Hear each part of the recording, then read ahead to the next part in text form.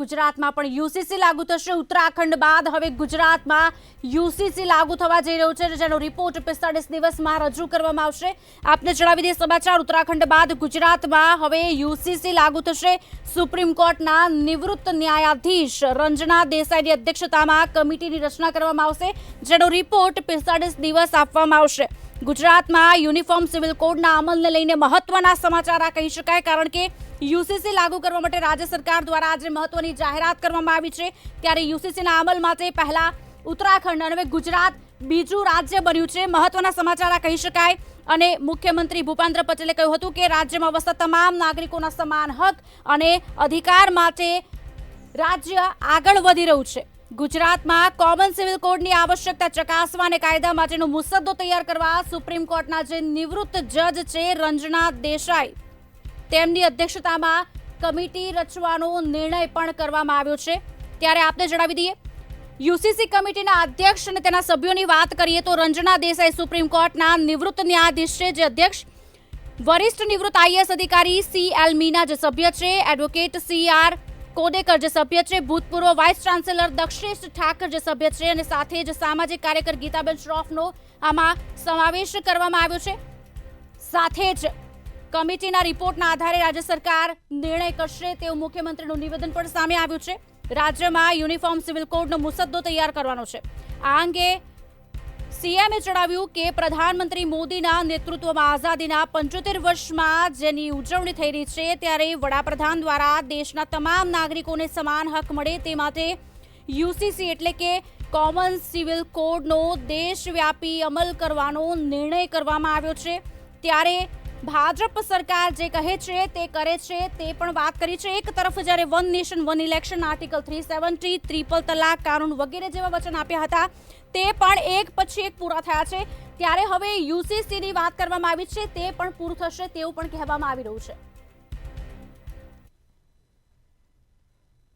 ગુજરાતમાં common civil કોડની આવશ્યકતા ચકાસવા અને કાયદા માટેનું મુસદ્દો તૈયાર કરવા સુપ્રીમ કોર્ટના નિવૃત્ત ન્યાયાધીશ શ્રીમતી રંजना દેસાઈની અધ્યક્ષતામાં એક કમિટીની રચના કરવાનો મહત્વપૂર્ણ નિર્ણય કર્યો છે। 5 સભ્યોની આ સમિતિમાં અન્ય સભ્ય તરીકે નિવૃત્ત વરિષ્ઠ આઈએએસ અધિકારી Shri CL Meena, advocate Shri RC Kodekar, ભૂતપૂર્વ વાઇસ ચાન્સેલર શ્રી દક્ષેશ ઠાકર અને સામાજિક કાર્યકર સુશ્રી ગીતાબેન શ્રોફનો સમાવેશ કરવામાં આવ્યો છે। આ કમિટી તમામ પાસાઓનો સુગ્રથિત અભ્યાસ કરીને પોતાનો રિપોર્ટ 45 દિવસમાં રાજ્ય સરકારને આપશે।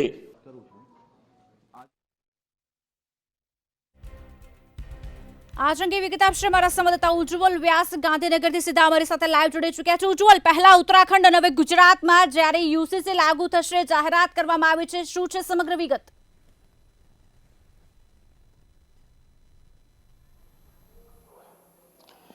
જી બિલકુલ, ઉત્તરાખંડ પછી હવે ગુજરાત સરકાર પણ કોમન સિવિલ કોડ તરફ પ્રયાણ કરી રહી છે। આની અંદર અત્યારે હાલ જો જોવા જઈએ તો ગણતરીની મિનિટો પહેલા જ મુખ્યમંત્રી ભૂપેન્દ્રભાઈ પટેલ, ગૃહ રાજ્યમંત્રી હર્ષ સંઘવીએ જાહેરાત કરી હતી અને આ કમિટી જે છે તેની એક જાહેરાત કરવામાં આવી છે। કમિટી તરફથી જે સરકારે મુસદ્દો તૈયાર કર્યો છે તેના અનુસંધાનની અંદર અલગ અલગ ધર્મના વડાઓ, અલગ અલગ જ્ઞાતિના નાગરિકો સાથે સંવાદ કરીને એક વિશેષ રિપોર્ટ રજૂ કરશે।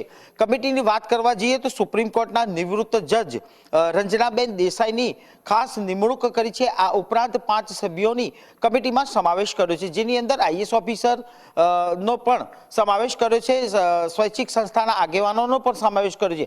એટલે કે આ જે મુસદ્દો તૈયાર થશે તેના અનુસંધાનની અંદર અત્યારે એના અભિપ્રાય લેવામાં આવશે। 45 દિવસ બાદ સમગ્ર રિપોર્ટ સરકારને સુપ્રત કરવામાં આવશે। સરકાર શ્રી તરફથી આખા રિપોર્ટની સમીક્ષા કરવામાં આવશે। ત્યારબાદ આ કાયદાના અમલીકરણ માટે વિધાનસભા ગૃહમાં ખાસ બિલ લાવવામાં આવશે અને ત્યારબાદ કોમન સિવિલ કોડનો જે યુસીસી છે તેનો અમલ શરૂ થશે તેવી વાત અત્યારે હાલ મુખ્યમંત્રી ભૂપેન્દ્રભાઈ પટેલ તરફથી કરવામાં આવી હતી. જી ચોક્કસી એક તરફ જ્યારે ગૃહ રાજ્યમંત્રી છે તેમના તરફથી એવું નિવેદન આવ્યું હતું કે ઉત્તરાખંડનું જે યુસીસી છે તે ખૂબ જ અદ્ભુત છે, પણ એવા સંકેત પણ ક્યાંક મળી રહ્યા છે કે જે આદિવાસી સમાજ છે તે આમાંથી ક્યાંક અત્યારે હાલ બહાર રાખવાનો એવો સંકેત આપવામાં આવ્યો છે. તે વિશે પર તેમણે કોઈ ખુલાસો કર્યો છે કે કેમ? અવાજ જતો રહ્યો.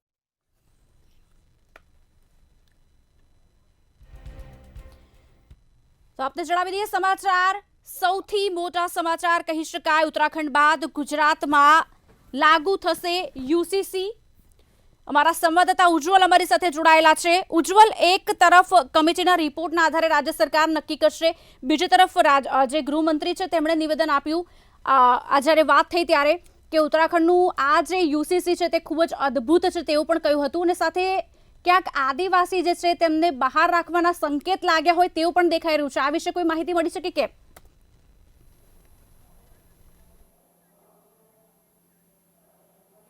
જી બિલકુલ, પત્રકાર પરિષદની અંદર આ બાબતે પત્રકારોએ ગૃહ રાજ્યમંત્રી હર્ષ સંઘવીને કહ્યું હતું. એમણે એવી પણ સ્પષ્ટતા કરી કે આદિવાસીઓના જે અધિકારો છે, જે એમને સોંપેલા અધિકારો છે તેને અસર ન કરે તે રીતે ગુજરાત સરકાર યુસીસીના કાયદામાં આગળ વધશે.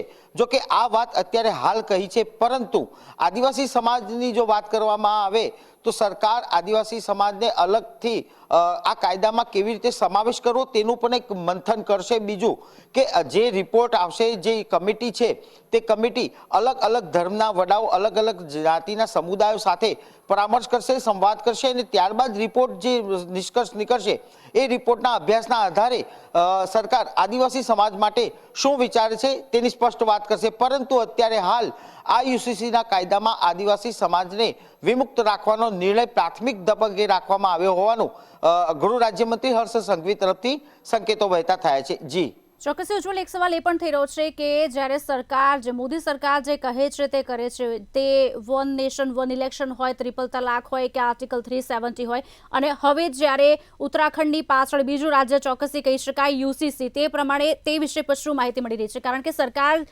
એક તરફ જ્યારે કામ કરવા જઈ રહી છે ત્યારે બીજી તરફ તે જે કામ કરે છે એનો પણ ઉલ્લેખ કરવાનું ક્યાંય ચૂકતી નથી.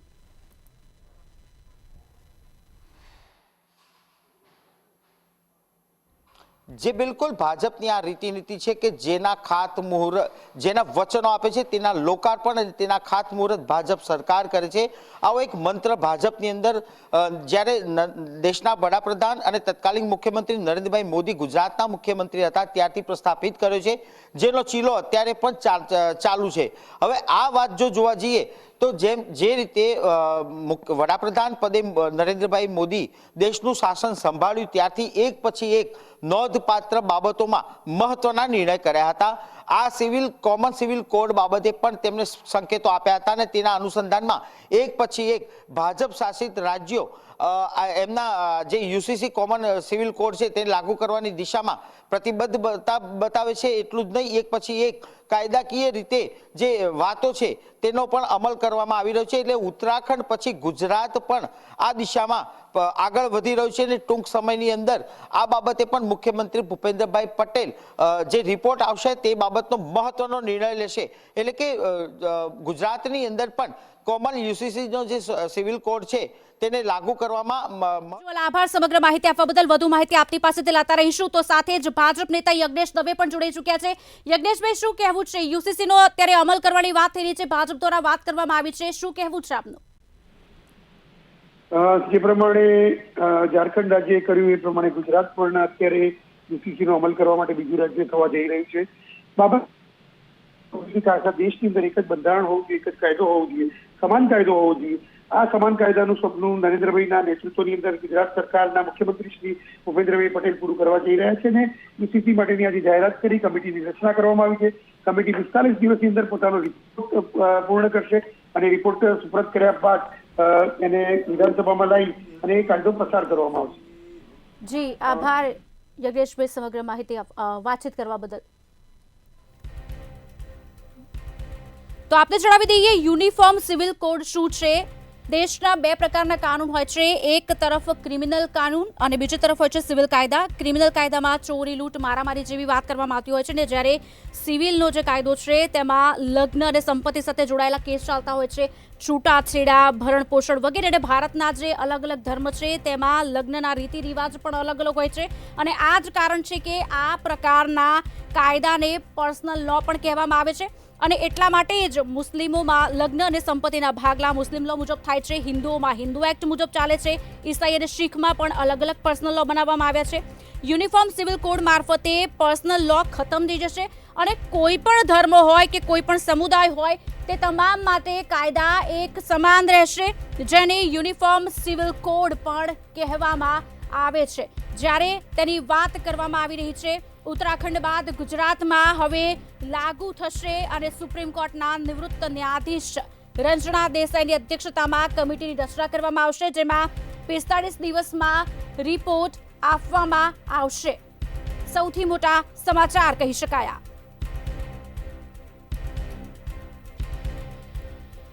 દેશના ભાજપ શાસિત જે રાજ્યો છે તેમાં યુસીસી બિલ પણ લાવી શકે છે તેવી પણ માહિતી મળી રહી છે.